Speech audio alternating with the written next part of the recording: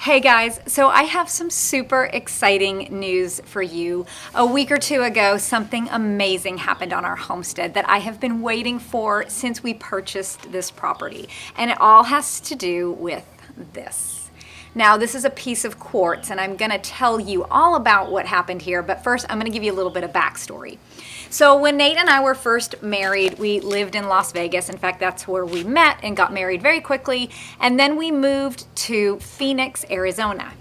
Now that was about 19 years ago. But even then, I still had a slight prepper mentality and still thought the end of the world may come at some point. So we lived in a literal desert. And so I was concerned about water and thought it might be important if we bought a water filter in case the city water stopped and we needed to go get our own water. So I bought this really fancy, slightly expensive Swiss water filter. And basically what I did with that was put it in a tote and put it in my attic.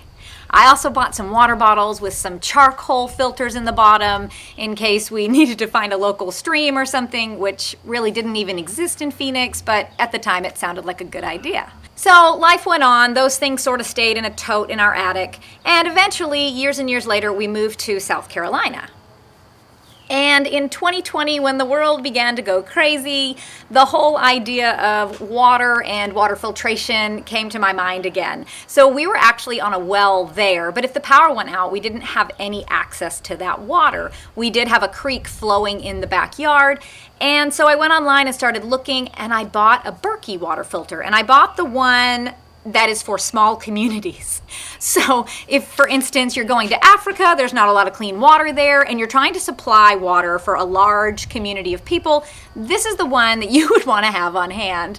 So I bought that, and again, it just basically went up into the attic because I was not going to use any of my filters or any of my water filtration abilities until I absolutely had to. Then we moved to this property. Now this property is on city water, which is kind of crazy because we sit hundreds and hundreds and hundreds of feet back from the main road where the city water comes in. So to get that water line into this property had to be pretty expensive. But anyways, that's what we had, so we just kind of dealt with it. But I knew that I wanted a well. So about a month after we moved here, I got on the phone and called a few local well companies and decided on a small family-owned company that had really good reviews, and I contacted them. The owner's wife went over all of the details with me. I was really excited. I said, great, go ahead, put me on your list. So months and months go by, I don't hear anything. I'm in contact, here and there with them, just kind of seeing where they are in their scheduling. So they told me that in August, they were committed to getting my well done. And August came and August went and nothing. And I kind of just decided, I'm going to let the Lord deal with it. I'm just going to pray about it. And if it happens, it happens. And if it doesn't, it doesn't. Well, then we came to the month of April, which is 6 months later. And I'm a bit impatient and don't really know the Lord's plans, so I went ahead and contacted the well company again and sort of explained my worries and asking if we could sort of get this process going since it had now been 18 months. And the gal said, hang on, my husband's calling me on the other line, let me call you right back. And my first thought was, oh gosh, she's probably not going to call me back. But lo and behold, she did a few minutes later and she said, hey, my husband's coming right out to your property to take a look at a site. So they came out. They looked for a site, they found the perfect area, and he said, do you want me to drill it today? And I said, okay. Let me call my husband really quick because he's in Georgia traveling, and we hadn't talked about this in over a year. So I called Nate up. He said, sure, have them drill it. And they did. They came out that day, and he began to drill.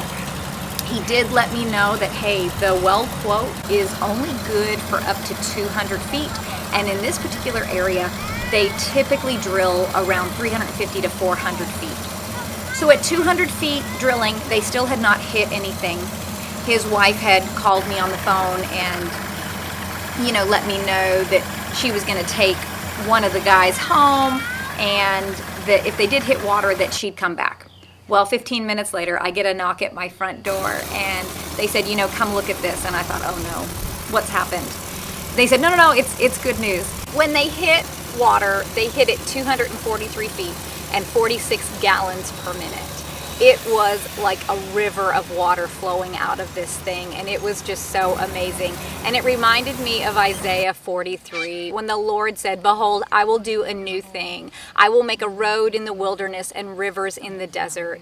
And even though we don't live in a literal desert here in South Carolina, I felt like that since we moved to this property, since we did not have our own source of water, since we were relying on the city to provide that for us. This has been just a huge concern of mine, and I was so grateful to have that worry lifted from me. So one of the reasons that I was always concerned about water, especially since we moved to this property, was all of the threats of the train lines shutting down. So if the train lines shut down, then how is the municipal water supply going to get chlorine in order to sanitize that water and then pump it down the road to my house? So that was a big concern of mine. Also, what if it just shuts off someday? So I really wanted to have our own water. Now we do have a spring-fed creek as well as a larger creek that run around the back of our property, but in order to filter that water or for that to be a really reliable source, it just really wasn't fitting the bill for me. You really need to have a half a gallon of water per day per person just for drinking. That doesn't even include for hygiene, for cooking, or anything like that.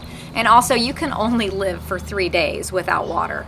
Now, you may be wondering what this has to do with a well, but this is actually quartz that came out of the vein down underneath the ground where the water comes out. So to have our own supply of water on the homestead is huge, and I am so grateful and excited that we do have that now. So anyways, I just wanted to share that with you guys since I think that I'm probably in good company with you and you all understand those concerns and maybe even have some of those yourself. Thank you guys so much for hanging out with me and sharing in this exciting news that we had happen a few weeks ago on the homestead. Come here. What are you eating? Oh, what are you eating? Are you eating clay? Oh, you're gross.